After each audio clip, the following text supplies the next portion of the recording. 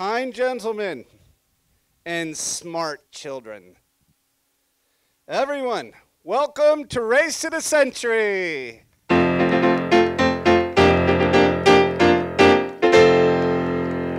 yes, here before your very eyes, you will be witness to the greatest technological advancements in human air and ground transportation from the early 1900s, operating before you in a series of incredible races.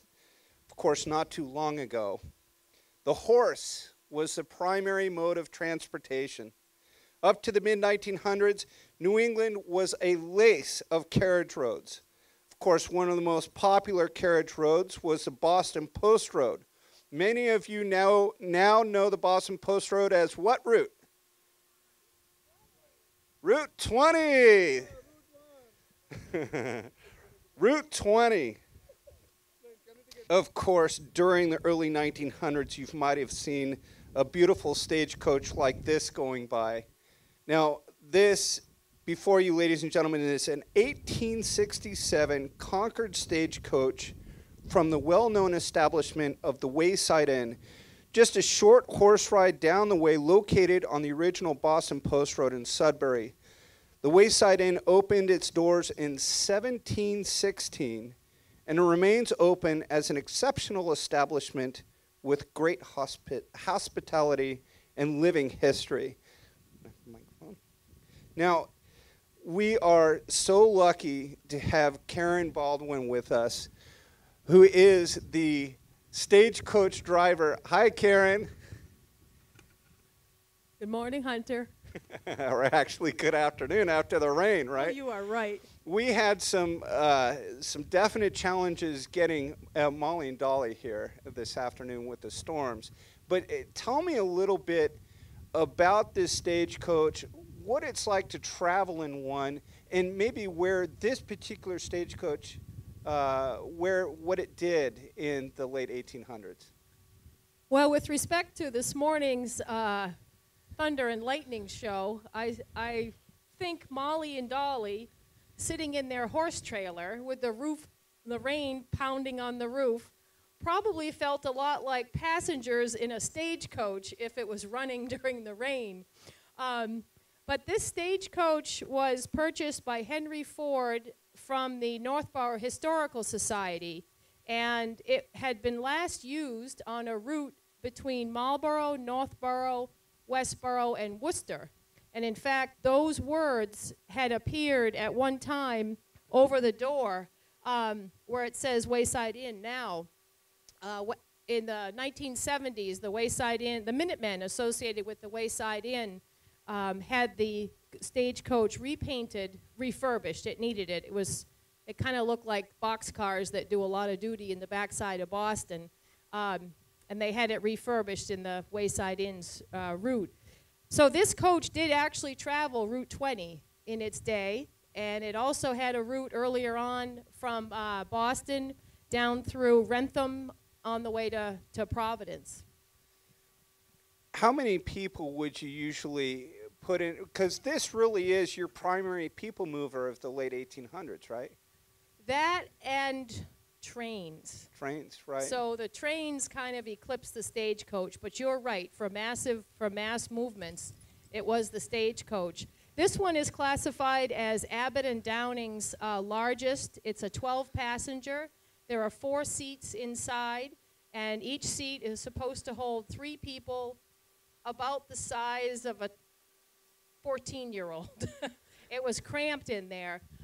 But part of the reason was if you were cramped, you didn't bump your head. You were all packed in. Some of the other models also had seats that went on the roof and a seat that went in the back instead of a luggage rack. So they could fit almost 20 people on these stagecoaches. So we've got a little treat for you today, Karen. Oh, Hunter, I don't know if treat is a treat when you say treat. Well, what's our treat? Coming through here. Oh. Uh-oh. There's a red flag this must mean. There's a red flag. This must mean, yes.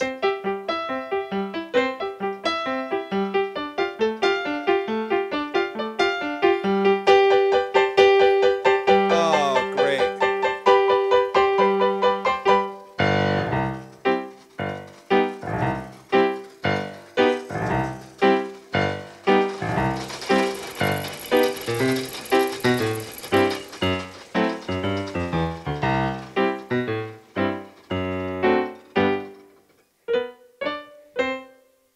Emily, what were you doing?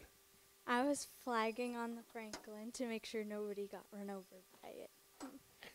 Thank goodness for the red flag law, because noisy contraptions like this, these claptrap novelties that people call a powered horseless carriage, ruin the bucolic and pastoral serenity of Stowe. And so thank goodness for the red flag law, because similar to the red flag law enacted in the United Kingdom in 1896, the United States introduced a policy requiring self-propelled vehicles to be led by a pedestrian, waving a red flag or carrying a lantern to warn bystanders of the vehicle's approach.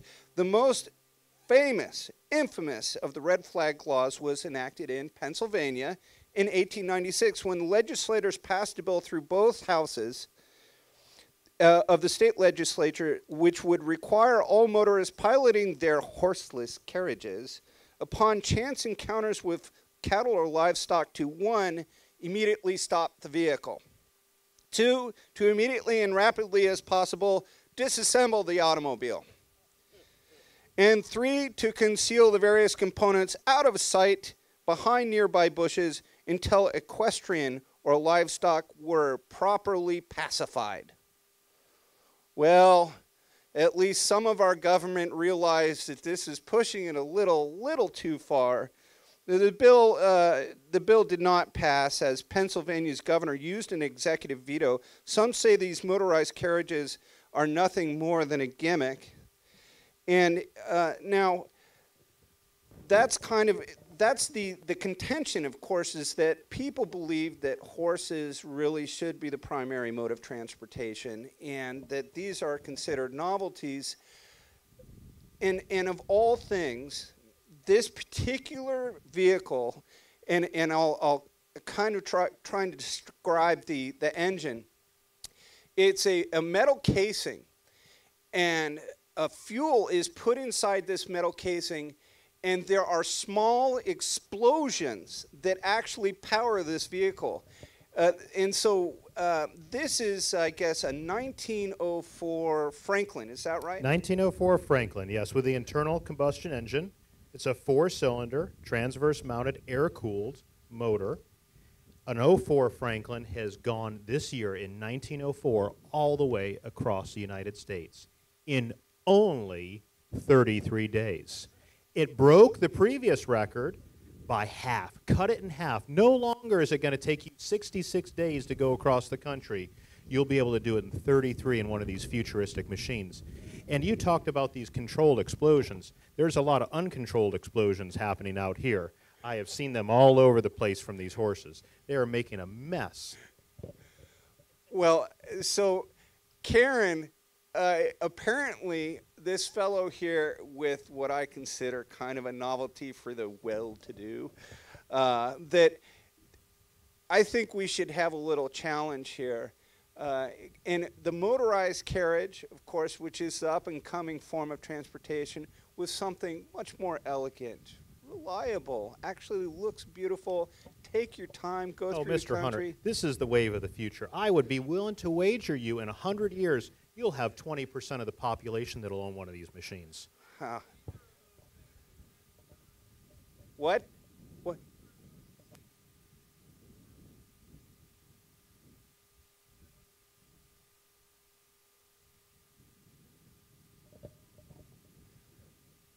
And petroleum.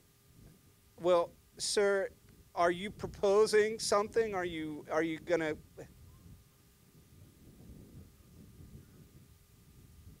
Okay, well, come on over here. What's it? Sir, come here. So apparently this gentleman is claiming Or that, perhaps we can find a normal person in the crowd who wants to race. you know, Oh. sir, come on over here. Have a microphone? Let's give this one. We're going to give a microphone to this gentleman here. Both of these vehicles are very interesting, but they're huge, large contrivances, and neither of them is faster than a normal person just at a brisk run. Can you run across the country in 33 days? What's the bet? Franklin did it. Franklin did it in 33 days. And how far and how many miles was that? It's across the country. So 2,200 miles. Divided by 33? Anyone? I think a human Any being... high school graduates here? Not me. Okay. I think people... I don't feel either of these has increased the power or the speed of society by any amount. A person still moves faster than either of these two machines over a short distance. Okay, so here we have it. Sir, you're going to run against the Franklin and the 1867 Concord stagecoach. Is that correct? If you wish, I'll beat both of them. To the wayside in and back? Well, no, I think probably the best thing to do is let's do a little race here. I think we could win. Karen, see these cones here? Okay, so maybe we'll do one lap around. Chris, hey, Chris, maybe we'll pull that cone out just a little bit further down. And so we'll go ahead and do a race around the circle and back to this point right here. That'll be the start-finish line, basically where Karen is.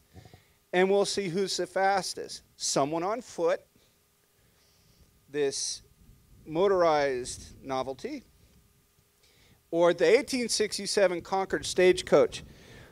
Who thinks the stagecoach is going to win? All right, we've got one. I've got two over here. Here's number 3. Do we have anyone else? Anyone else? 4, 5. Who thinks the Franklin's going to win? All right, we've got even more. Even more. Who thinks the runner's going to win? Oh, and it looks like we have the runner with a favor in this race. All right. Flagger, are you ready? Okay. Audience, are you ready? Karen, are you ready? Are you ready? Sir, are you ready? Okay. On your mark. Get set.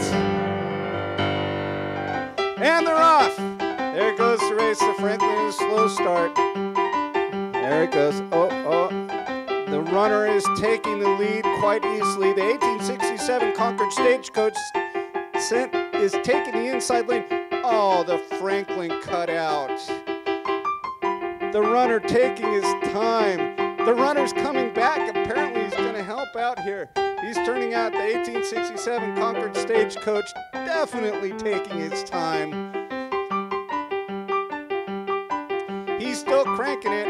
He's still cranking it. Karen, hi. How you doing over there? There we go. Well, it looks like the Franklin needs some pushing. There goes the runner. 1867 Concord stagecoach still in the lead. The runner's still going along. The Franklin's cutting out a little bit. Franklin is just barely making it through. 1867 Concord stagecoach taking the inside. Someone running is taking the lead. Molly and Dolly definitely trying to get along. Oh, I'm going to run out of things to say. The runner in easy in the lead. 1904 Franklin trying to take the outside. 1867 Concord stagecoach coming around. 1867 Concord stagecoach. Sir, well done. Here comes 1904 Franklin, 1867 Concord stagecoach. Just behind 1904 Franklin, slowly making its way through. There goes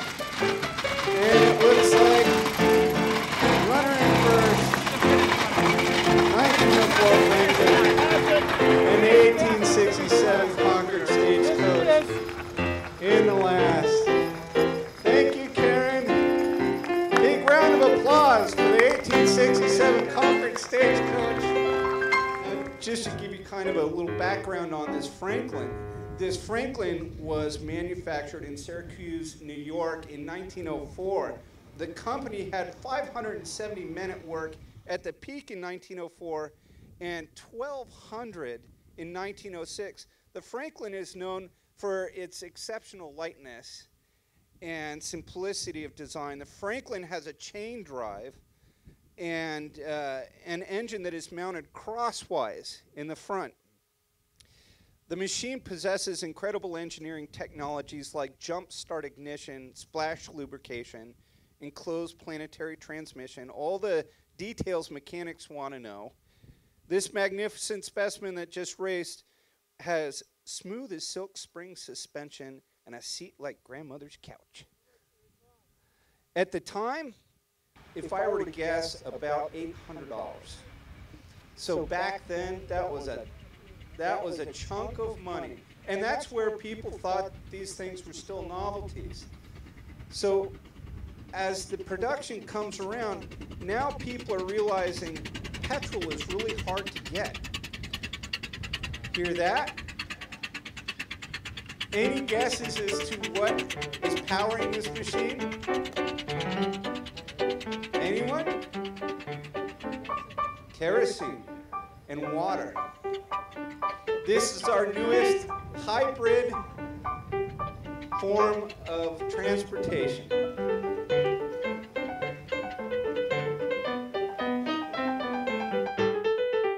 Wow, this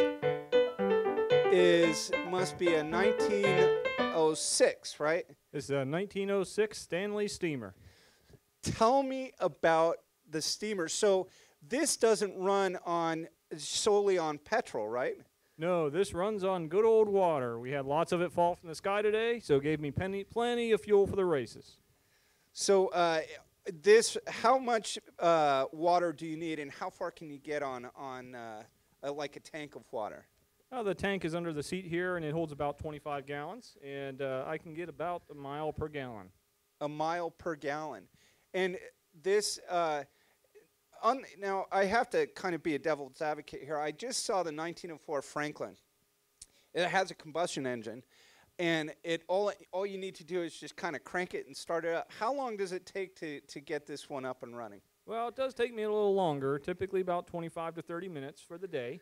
But then I'm good to go for the day. So if I have to go out to the store and then come home and I go out to the store later on, it's not, I just get in it and go. There's no startup required the second time around. What would you figure would be the top speed of something like this? Oh, I think we can get this going probably a good 35, 40 miles an hour today. 35 to 40, yeah. Really? And I see the steam coming out here, and so I can imagine, though, that this might create a little bit of contention with the folks that have horses as you go down the road. Do you have to take up water from the local troughs, right? Yeah, if I don't have a stream, I find the closest trough, and occasionally it gets them a little upset. Well, I've got a contender for you coming up. Yeah, that rackety thing back there. Yeah. You know what this is? Sir, come on over here. Why don't you go up to the side there, and I'll get Don up here.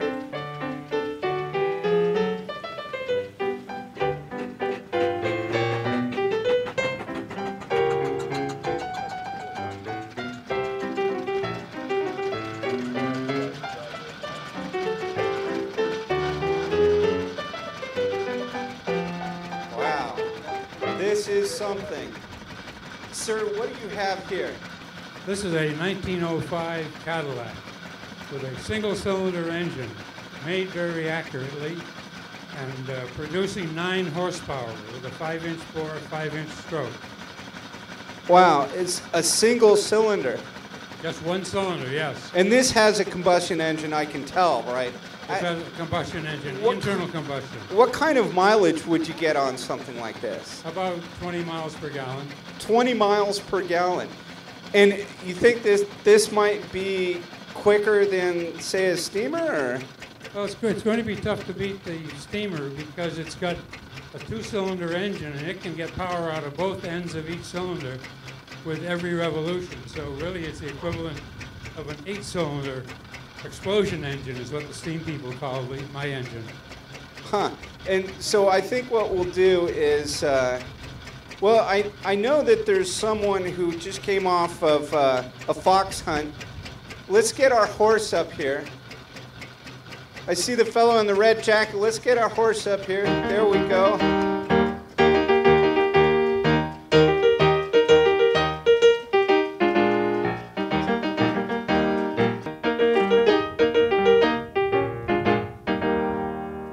Sir, how are you? Very good, and now that the rain's gone, we're going to win. That's right. So I see you're dressed in fox hunting. But of course, what else would you do but ride the hounds on a day like this? That's right. And so we have a 1905 Cadillac and a 1906 Steamer. Are you ready to race? That's very good. Are these surprises after I win? We might be able to arrange something, at least for bragging rights. Well, I think it's going to be a fun race, and I think that I'm going to win it. All right, sir. So let's line them up. We'll do a straight down line race. The finish line M, we'll move up. The finish will be a little bit right, I'd say right about here. It's good. Very good. All right, so we have the fox hunting special horse rider and the 1906 Steamer and the 1905 Cadillac.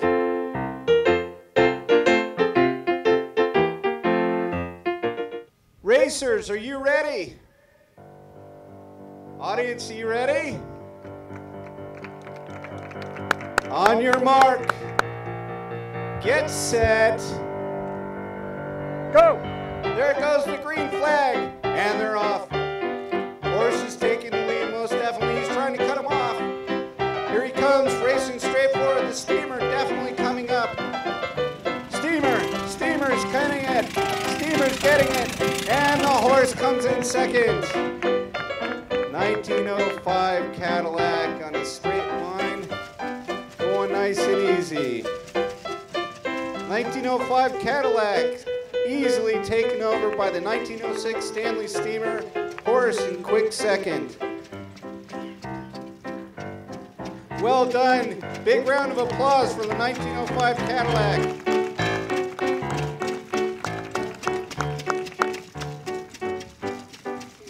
Stanley Steamer. Big round of applause for our fox hunter.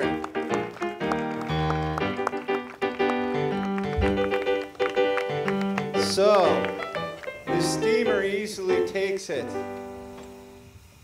The horse was pretty quick, though. And, sir, I think I have a second race for you.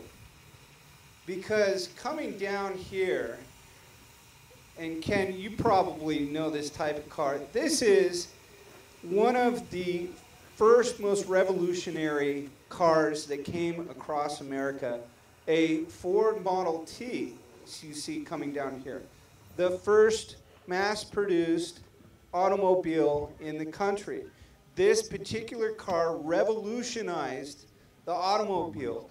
The reason for that is that people could afford them. And they were easy to maintain and easy to start. This car really was the reason or the ability Henry Ford could make these cars so everyone could have one, or at least most of the people that had, at least a little bit of means. And so coming up, this is a 1915 Model T. Coming on up.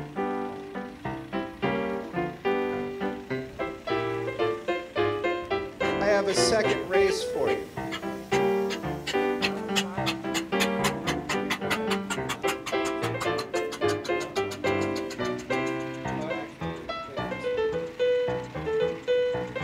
Here comes 1950 Model T.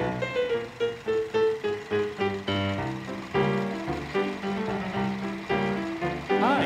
Hi, how are you? I'm So Steve. tell me a little bit about this machine. Well, this is a 1915 Model T touring car. internal combustion engine. It's a every man's car. Everybody should be able to afford to buy one of these. One of these is going to be at everybody's house.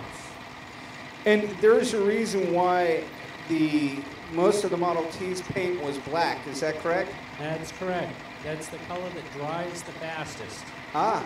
We want to get a lot of Model T's out. There's Model T rolling out every 3.5 minutes. Wow. And, well, I've got a challenge for you. See that steamer down there? Yeah. We're going to do a straight line race because the grass is a little bit wet. I'm going to give you a little bit of a head start. You think I should? All right. Well, no head start for you, sorry. That's okay. Okay, so we have steam power, true horsepower, and the Model T, the revolutionary car from 1915. Let's go down, see that orange cone down there? Yeah. So we'll go, you guys line up down there. We'll start and we'll figure the finish will be right where M is, okay? Great. All right, let's race.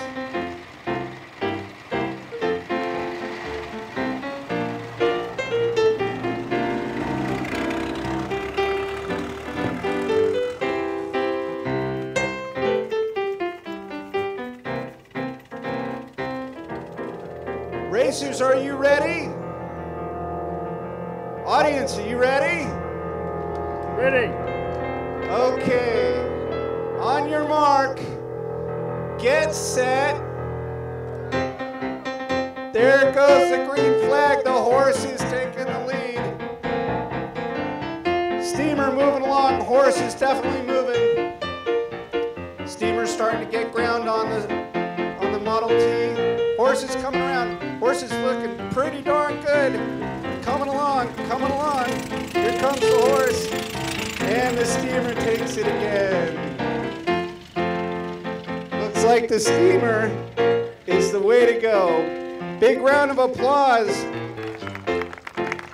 for our man in the saddle. That looked like a tough race, sir. I buy a beer. You got it. Big round of applause. Thank you, sir. So it appears as though steam is definitely the quickest machine so far. Steam and kerosene. Big round of applause for the 1906 Stanley Steamer. Big round of applause for the 1915 Model T, a car I think we'll see more of. There you go. Big round of applause for Ken and the Steamer. Thank you, sir. Model T.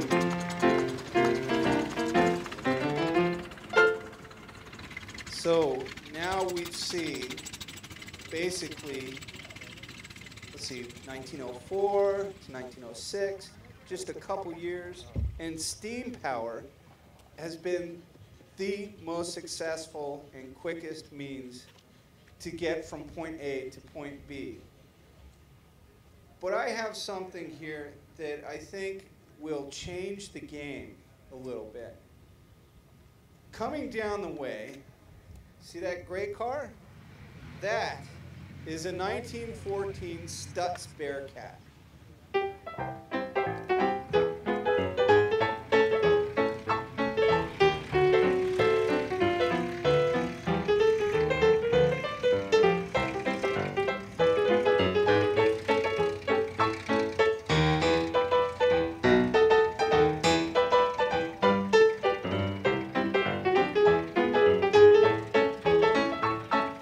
There's the Stutz driver coming down. There we go. Wow.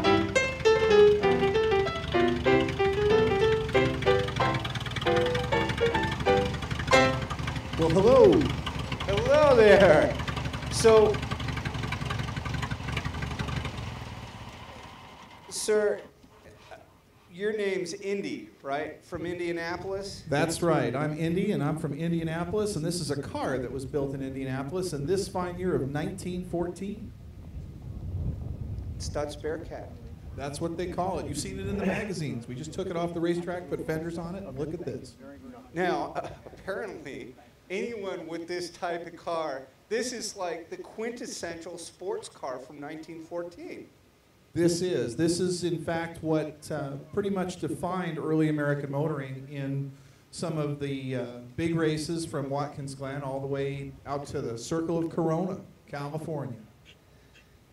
So how fast do you think this car will go?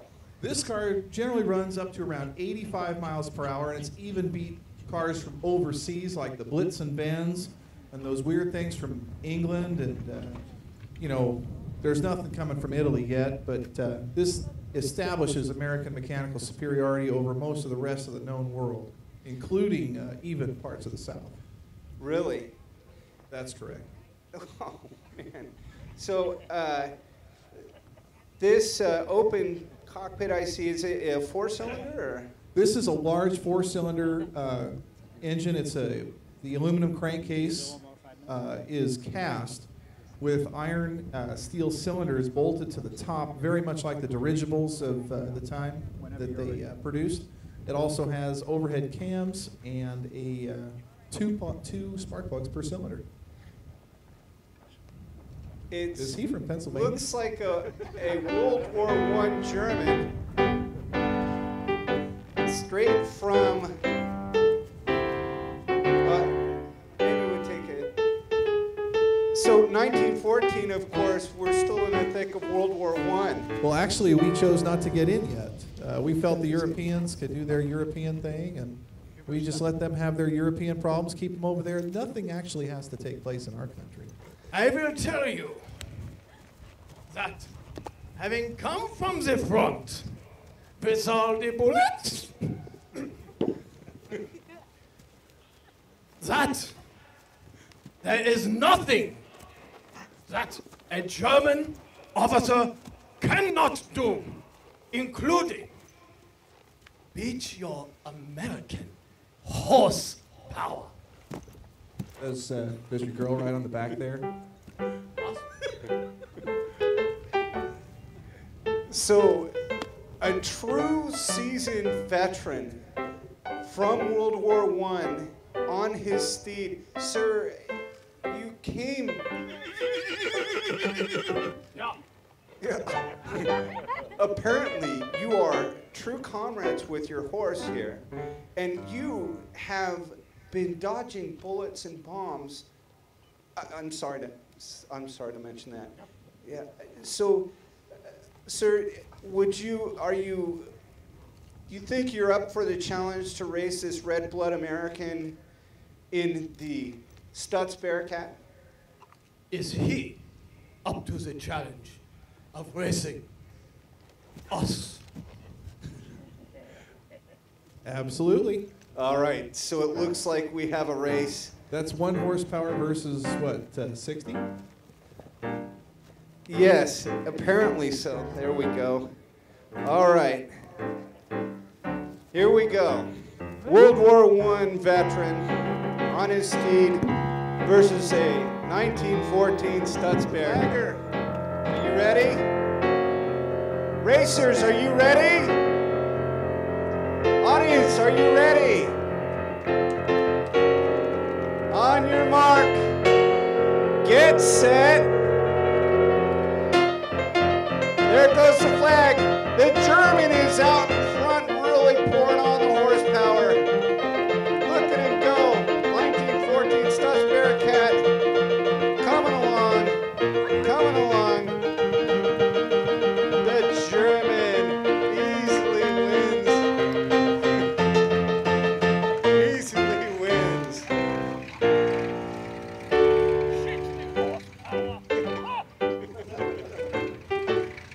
Very good. Sir, come on over here. Let me give you a microphone here. That was a very easy race. Apparently, you're a very seasoned veteran.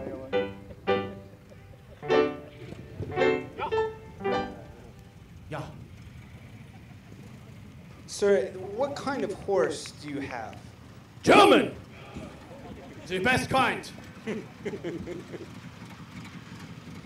Well, Joe, Indy, the grass is a little wet. Yeah.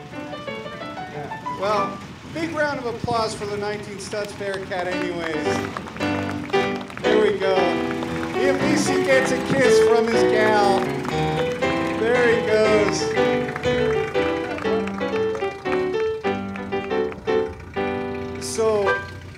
So far we've seen that the horse really is the way to go. I hear, sir, that there are French that are known to be. You have the microphone, I think. Let's. There we go. Why don't you? You can hand him one. There we go.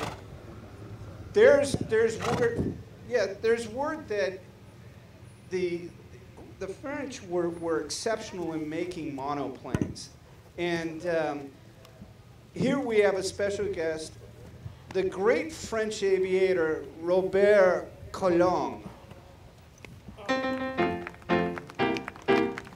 Is this all? I come also with some Le Bourget. Let's have some applause. A warmer reception. I have to be here next to the Germans. They make me very nervous. Let me give you something that you may need. What is that? It is a white flag. Is that a handkerchief? Oh, there's lots of ladies that give me the handkerchiefs. They wave at me, say, "Oh, Robert, come here. You are very good at You're very handsome and charming." Well, so we have this German here. I thought we were able to get rid of him, no? They come here too? I know they come to France a lot. They want to come on, vacation and take over the place. I'm sorry, Mr. Collings. The Germans are not only sticklers for formality, but apparently exceptionally good horsemen. Oh, oui, horsemen. Well, we Frenchmen are exceptionally good aviators, and we have Michael, avion, s'il vous plaît. We have here a Blériot that Monsieur Blériot originally designed and flew across the English Channel from France to England in 1909. The Wright brothers, you see the Wright aircraft is hanging from the ceiling there. That's what they're good for. You can hang them from the ceiling there, look interesting, but they're not good airplanes to fly. Monsieur Blériot makes a monoplane with wing warping. It can fly not 30 meters like the Wright brothers. It can fly across an ocean from the continent to England. This is practical, and also it's been shared with the world. After Monsieur Blériot's monumental flight, he licensed these. This one has been built in Queens and Long Island, a lovely place, Queens. I'm sure you know of it. And it's something that you can buy and you can fly in your very own. 1909 Blériot, of course, manufactured by Louis Blériot's company, and this particular aircraft came from New York, correct? Correct. It was built under license in Queens, and they've been built all over the world because we want to share this amazing gift of aviation with the world. Just like I share myself with the women of the world. The women of the world can come on down here. But it is something different, because you look at the Wright brothers, they want to patent the airplane, and they want to own everything, and they want to license it. This is here for the world to enjoy. And I would bet you that in the future, aircraft will look more like this than like that. So I pose a challenge. Sorry, has a questioning scowl here. Are you They're scowling. Yes. Are you up for a race against Mr. Robert Collings in his flying machine? Where is this flying machine? Oh, right here, right here. I see a pile of scrap wood, but I do not So we will have a race. It is all settled. It is settled. We will have a race. I will fly across the river. You will swim with the horse. Do the little doggy paddle with the horse across the river. We'll see who wins. Well, Mr. Collings, really, to be fair, why don't we do just let's start down there, and we can do a race to, say, right here.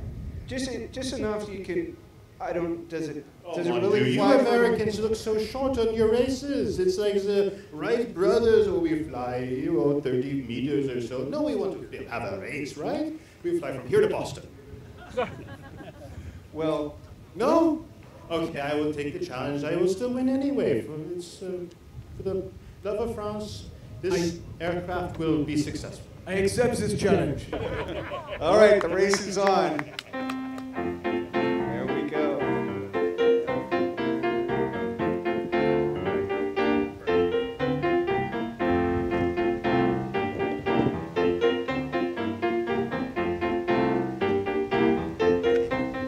So they're going to hand prop this aircraft.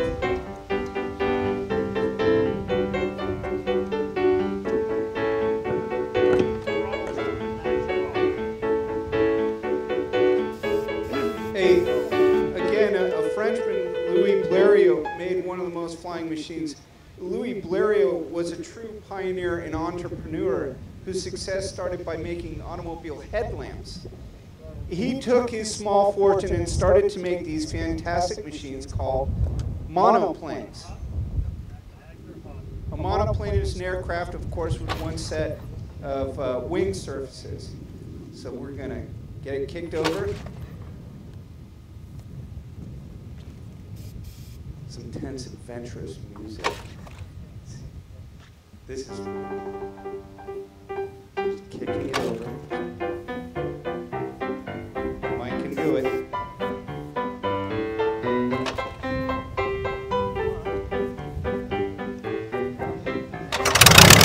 we go. Big round of applause for Mike for hand-propping the Blériot.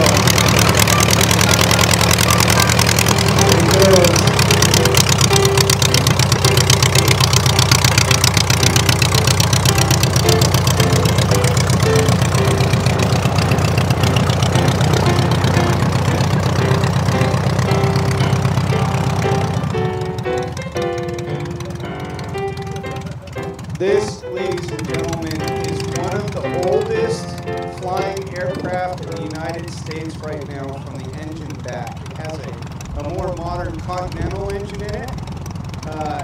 It used to run on a Nazi engine that do not exist to this day. But basically, all the timbers, everything you see there is in original condition, of course restored. The flight surfaces, canvases were replaced in some of the wiring, but what you see there is basically all original. And you know, the Blériot you see, this is a two-seat model, and the type that was built from a kit in the U.S. in the early part of the century. It currently has the 80 horsepower engine, and some say travel through the air will be the primary mode of transportation. No barriers, no fences, no ruddy, muddy roads. Well, I can imagine a flying machine like this in every barn. The Blériot Type 11 was the most successful of several classic airplanes that emerged during this miraculous summer of 1909, when all of Europe seemed to be taken to the sky. Louis Blériot first became interested in aeronautics in 1901 and 1902 when he constructed the experimental ornithopter. Does anyone know what an ornithopter is? Dave, you do.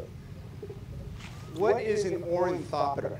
Basically a mechanical bird.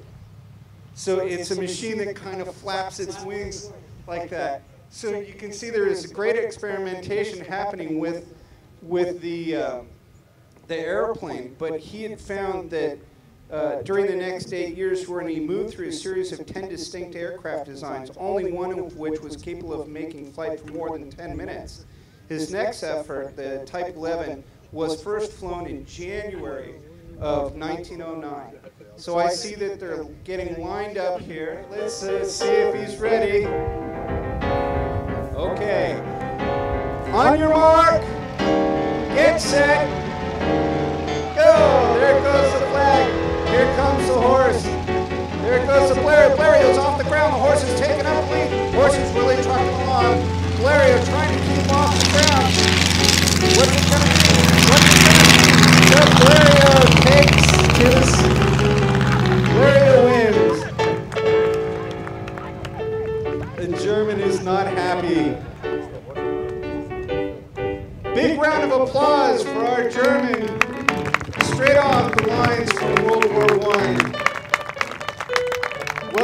done, sir.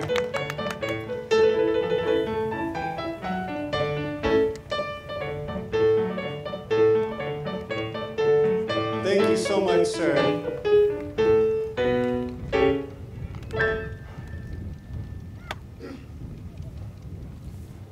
He cheated. Well, I suppose so. Big round of applause for a World War I veteran. And big round of applause for Robert Collings, the great French aviator. There he goes. As you can see, the suspension is pretty soft.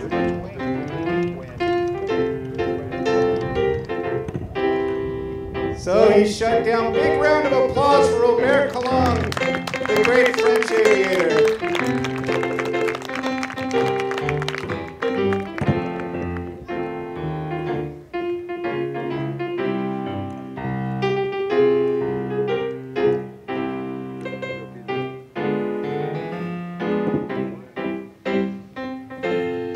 Oh, I hear something coming down the way. Look at this. That's Crash Burning Bruce.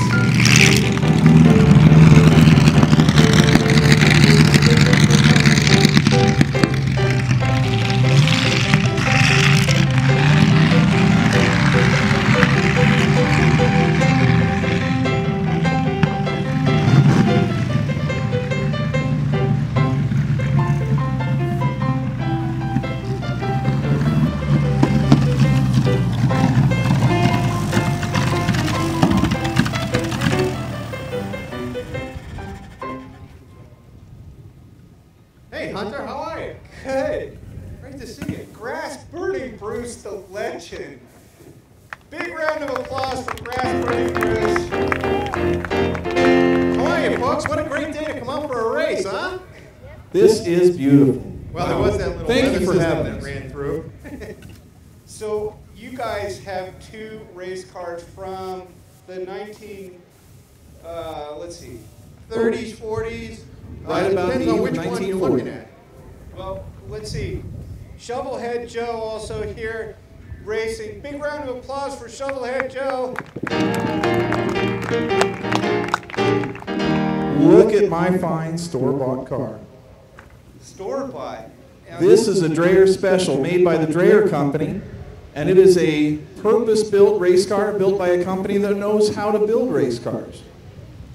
Dreyer is a company out in Indianapolis that's building these fine racing vehicles, and they're doing that to compete with cars like this one, which kind of home built out of parts that I had at the shed. And got an old tractor frame that we're using. We got the engine out of my wife's car. Looks like We some got- submarine parts, too. What's that, a stove? Yeah, we got bits and pieces of all kinds of things that we've kind of morphed into this little race car, but this race car does a great job. And we're running at a variety of quarter-mile ovals here in New England. We go out in the Midwest, and we're actually making our living by racing these cars every night of the week. So, and these are sprint cars, is that right? That's correct. So sprint car racing in the 30s and 40s was particularly popular in New England, wasn't it?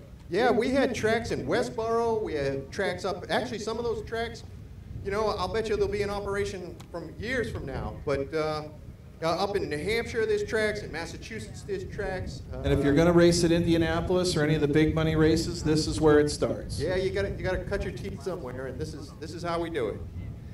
Well, do you think now, Bruce? You think that we might be able to do a circle race, or do you want to do a straight race? What's Well, typically we'd run these on circles, but given the weather that we had this morning and how much moisture's out here, I think maybe Shovelhead Joe and we'll do one of these drag races we've seen you've been doing. It seems like that the horses are doing really well.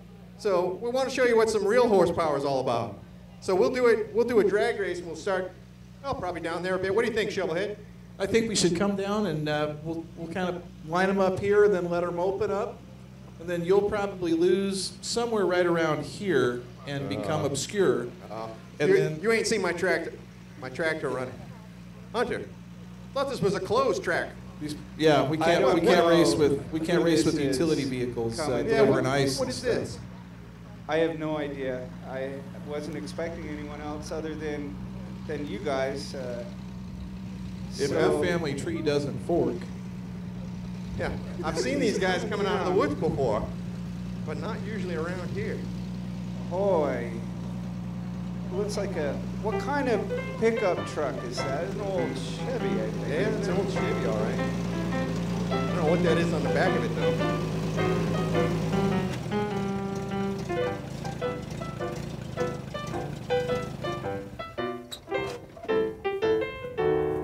Bruce, probably let's give it to this fella here who looks like he's.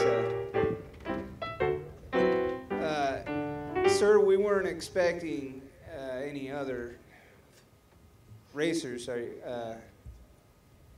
What do you have here? Well, I got me a race car here. A what? It's the fastest race car around. Boy, get the ramps off the track. So, fastest race car around. You're new to town, aren't you? Yeah, I'm pretty new, but I'm no rookie. Yeah? So, well, why don't you tell us a little bit about that thing? Well, it's a V8 60 Ford, 3 carburetors. Only weighs about 800 pounds. Yeah. And it runs on a special blend of fuel I made up. A little bit of corn mash. Corn mash? So this is an alternative to petrol, isn't that correct? Yeah, it's got a little bit of alcohol in it. Now, it seems a bit smaller than a sprint car. Does it have like a loop where you pull the string to make it go? Well, son, what's that yellow thing you're driving? Looks like it come out of a mustard farm. My joke is better. So you, sir, have a car that runs on, I guess, a alternative means of fuel that comes from, is it corn? Right? Corn. Comes out of corn, soy. Someday in the future, we'll all be using it in our cars. I think that fuel coming from plants is a pretty crazy idea. Well, you never know. Puts plenty of power in my car. So you're going to actually put this corn mash into your car? Yes, I am. I'll put some in right now. All right, go ahead.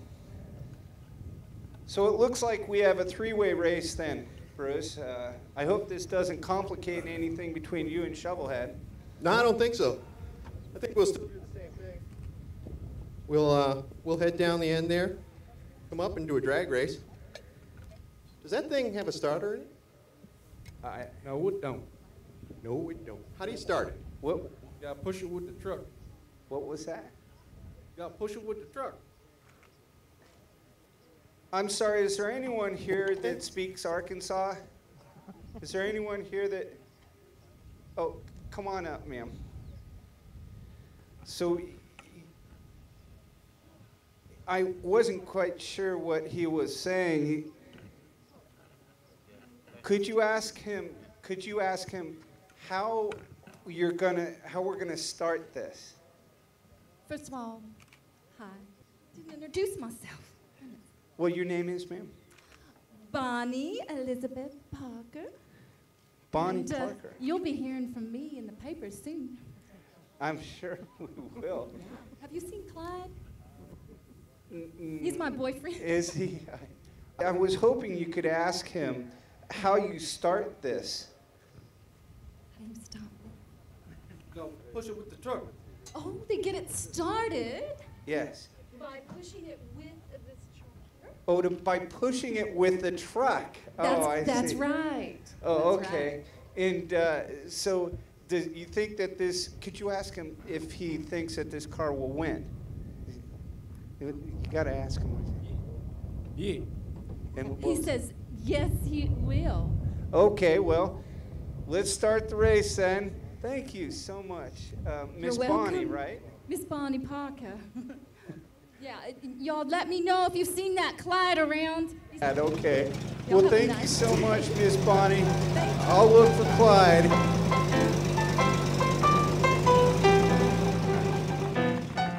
Okay. So we're going to try and start this up. Bruce looking pretty good, huh? You know, I just took a quick look at that little midget car. That thing's going to be a challenge. That car is awful light and it's got an awful big motor. You know, we got basically the same engine with the V8 and the Offenhauser heads, but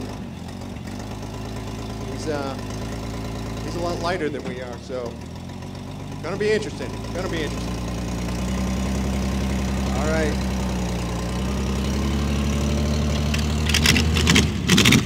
Got it running. Shovelhead Joe, Grass Burning Bruce, and Buck, our new contender. Because the grass is a little bit wet, we'll do a straight line race to keep things fairly safe.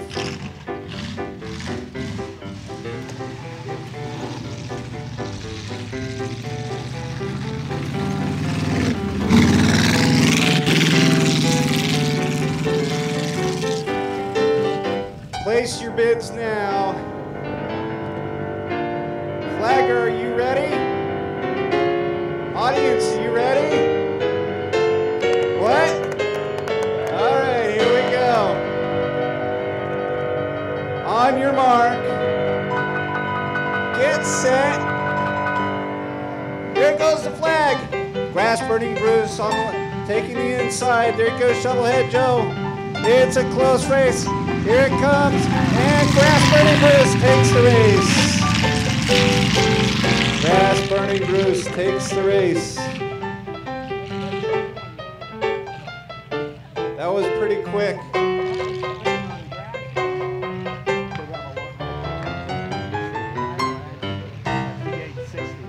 That looked pretty easy.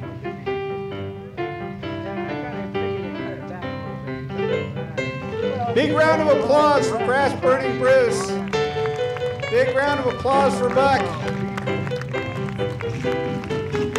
Well done, Buck.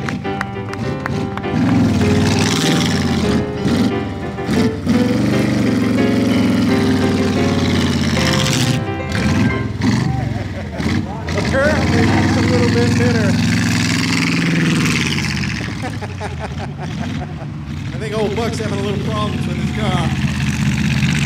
There goes Buck. And it's a little sour about, you know, getting whooped by something. Big round of applause for Buck here. There he goes. There he goes. Whoa, hold on to that puppy. He'll get that one figured out yet. Boy, it's great to come back and win one here. Well, don't get your hopes up. Why? You got something else in planned here for me? Heck yeah, I do. Why am I not surprised, Hunter? It seems like every time we come out, there's a new surprise. What do you got, some horse? Some special horse? Oh, we have, well, something with some real horsepower. Yeah? Yeah. Another tractor? No, actually. One of them Stutzes or something? No. Something much quicker. Really? Yeah. Something quick. I'm interested. Okay, you got my attention. Look down there. You know what that is? What in the world is that? That is a 1942 PT-17 Stearman. And this is PT meaning, does anyone know what PT means for PT-17? What was that, Dave? Primary trainer.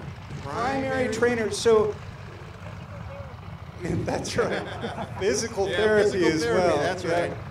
So Bruce, wait a minute. That thing looks like it's made out of fabric and duct tape. Well, kinda. It really is. In essence, it's made out of wood, metal, fabric, and yes, tape. Not really duct tape, but there is tape in there. Tape, really? Yeah. And this is from 1942. The Stearmans were the primary trainers from World War II. And I've got a thought. I'm all here. All right, so hear me out. Roscoe, the Stearman driver, he's going to come up here. Okay. And let's get a race together.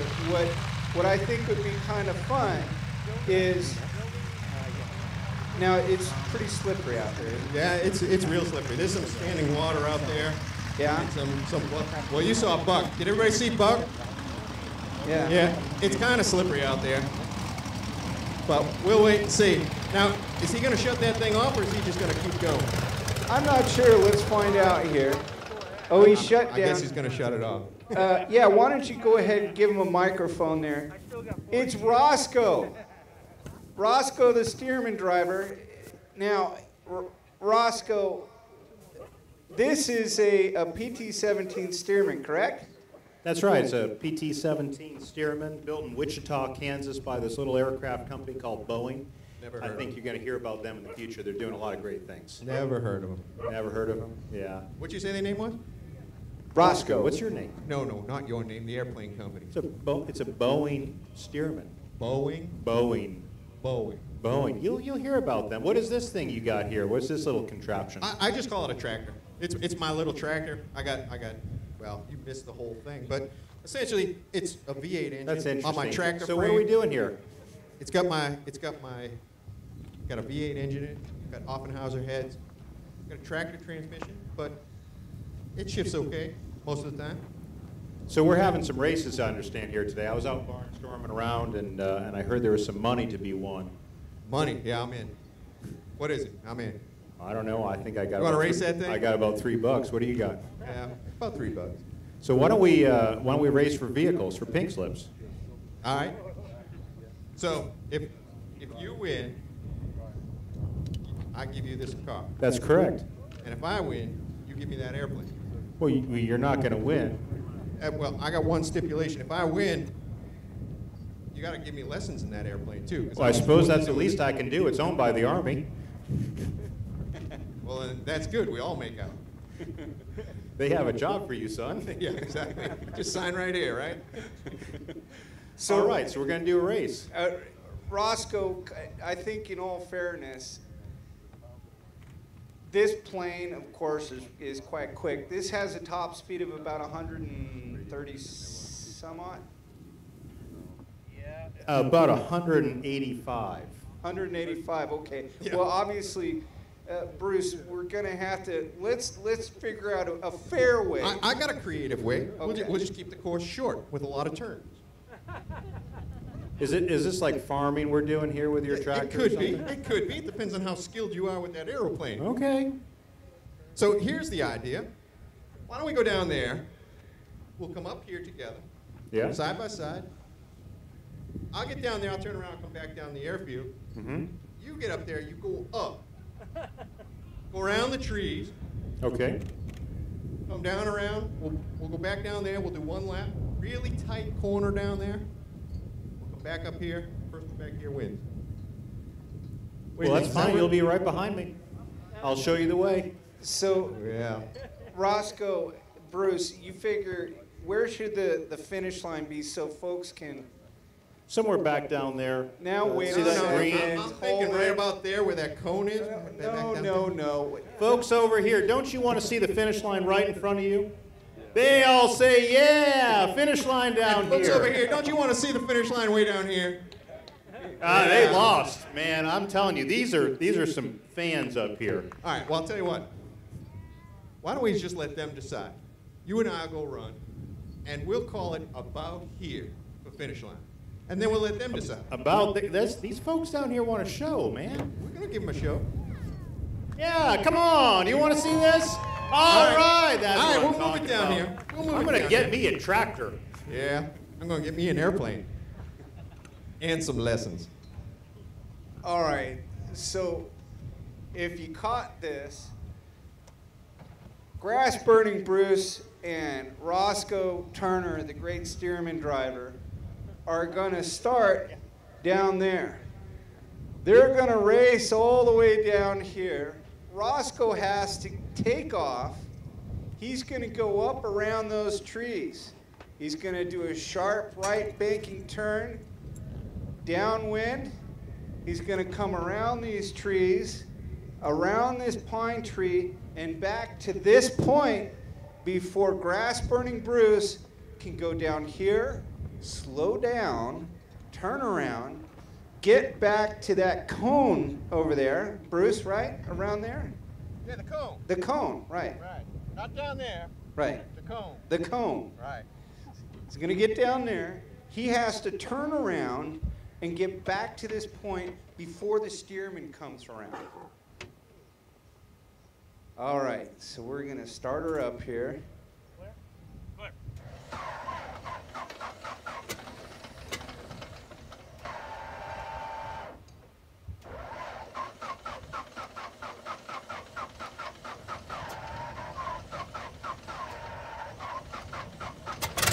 There we go.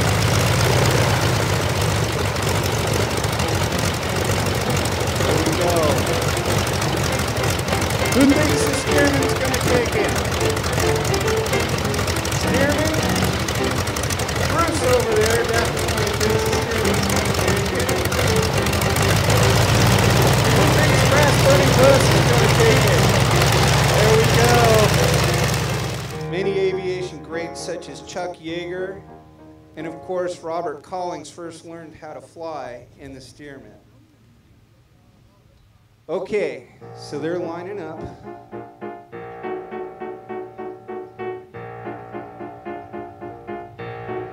Getting ready for the big race.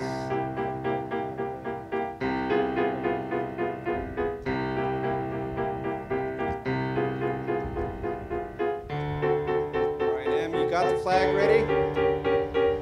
On your mark, get set. There goes the flag. Bruce really trying to keep up pace. He's really laying it down. PT-17 Stearman trying to get off the ground. PT-17 Stearman coming up behind. There goes grass-burning Bruce. It's close so far. Grass-burning Bruce now has to slow down. I hope he doesn't slide too much. There goes the Stearman making that right bank turn. Grass-burning Bruce now has to turn around and get back. Here comes grass-burning Bruce. He's really putting the horsepower down. Now watch the steerman coming around. Remember, grass-burning Bruce has to slow down to make it back to the center point. There's the steerman. Steerman's coming around. Now watch the steerman cup. He's really starting to put it on. He's coming around. Grass-burning Bruce really has to pour it on. He's coming around. Grass-burning Bruce now on the straightaway. Here comes the steerman. Grass-burning Bruce to really laying it on. Grass-burning Bruce coming down to the finish line. Grass-burning Bruce really trying to keep it down. And it looks like, yes, the steerman takes the flag. Well done. Steerman takes the race. That was very close. Round of applause for grass-burning Bruce coming down the way.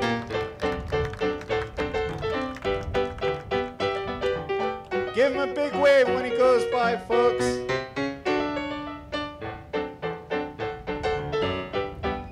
Well done, grass-burning Bruce. Well done. Sorry. Did we win, Hunter? No. You didn't. Well, Bruce, that was close. But this year, it looks as though the steerman took the race again. Although, that is some fine driving you're doing, because that looked pretty darn fast and a little bit scary. Yeah, we were going pretty good. Not good enough to beat the airplane, I don't think, but I got a couple more tractors in the house, so I won't miss this one too much. Roscoe. So, I guess... so, you folks over there, you had the start-finish line, right? How'd we do? We win? Car? That doesn't look good even down there. I think the airplane got me this time. So apparently, Roscoe, you are now the proud owner of this race machine. I'll give you lessons if you want.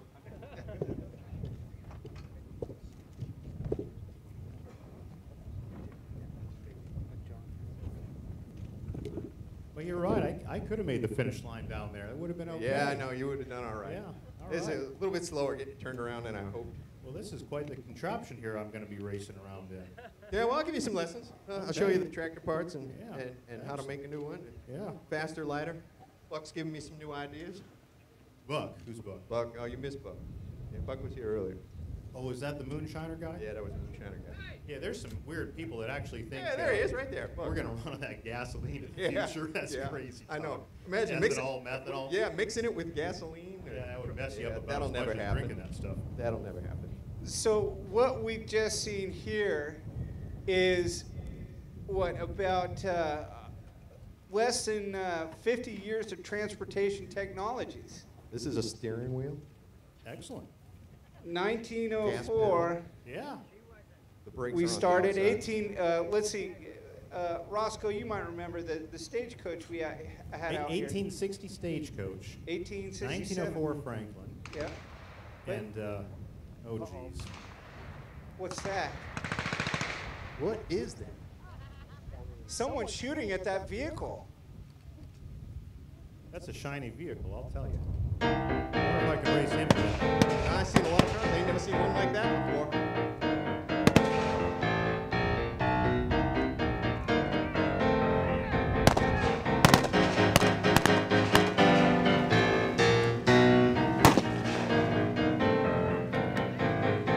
You guys look like bad news. Yeah, they look like trouble. That's It looks like some kind of terrorist is chasing after that car. What sort of terrorist uses a big bit of bus? I don't know. One who's not sorry.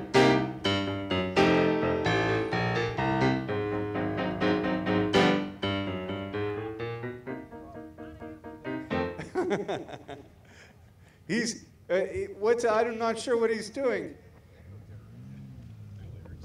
Here he goes. He's taking off. Like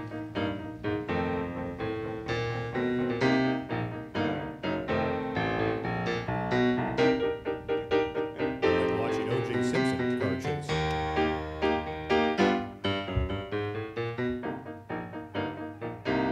This is not some normal car. That's pretty futuristic.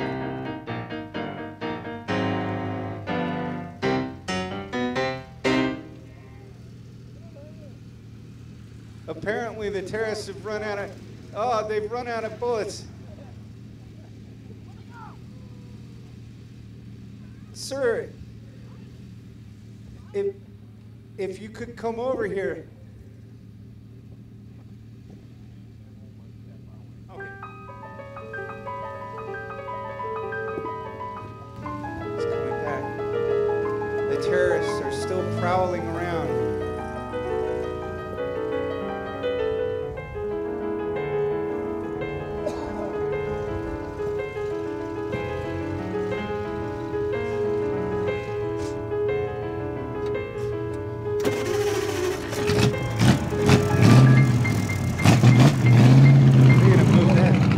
You see those guys? You see those guys?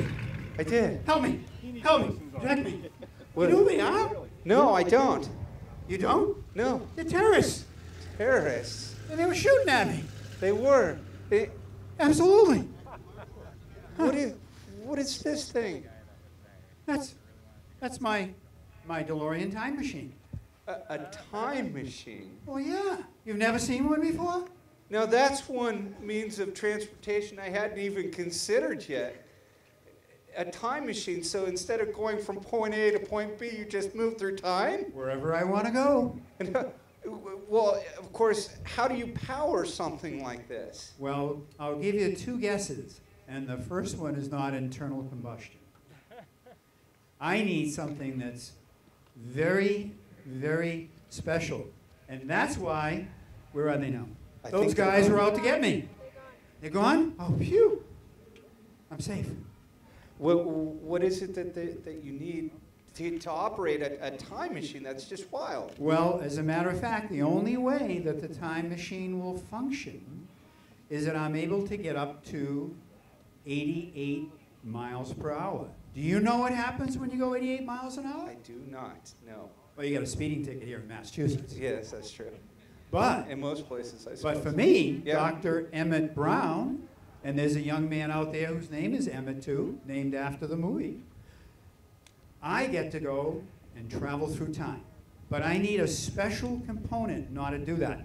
That's why those guys almost caught me, because I was not able to do 88 miles per hour. And that is how you travel through time. In order to pass the time compendium, you need to go 88 miles per hour. But you need a very special type of propellant. I just went 88 miles an hour. And what did you use? I used this airplane. Ah. But this travels through time. Yeah. And what was it that you needed? He can go 188 miles an hour, but time will still march on. That's true. I do 88.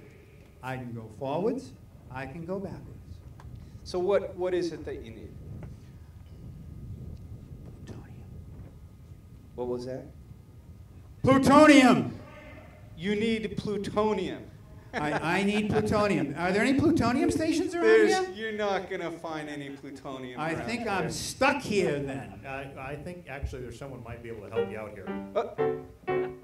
Goodness gracious! Great Scott! Plutonium!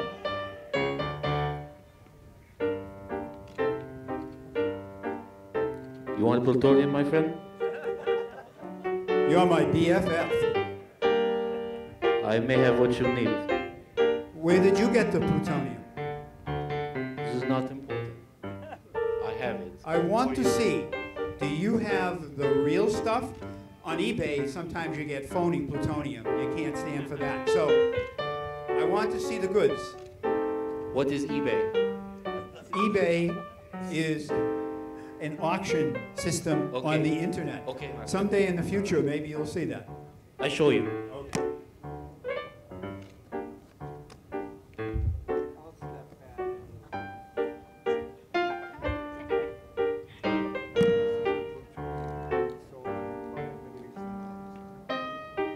Aha! Great Scott!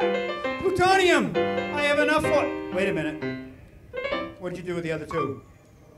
Discount sale. Ah! So I'll expect a discount because you kept a few for your own purposes. 4 piece. 4 piece. Okay.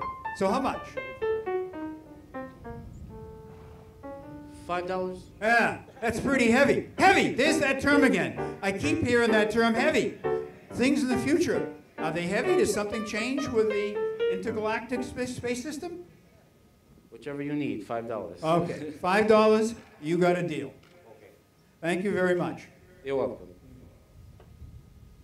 So, sir, I hate to ask, but this isn't from Iran's peaceful energy program? Yeah, I hear they have no oil over Much better. So This is the high test, right? Yeah. So it's good to see that there's a lot of extra plutonium around to give to our local time machine. Well, okay. I guess what do you do at this point? Well, I put it in the plutonium reactor, which is on the back of the time machine. All right. Shall I show you how that's demonstrated? Oh yeah. Okay. Go ahead. And of course, we used nothing but the highest quality materials when we made this. There is a Janitrol tank here from an F-4 fighter plane.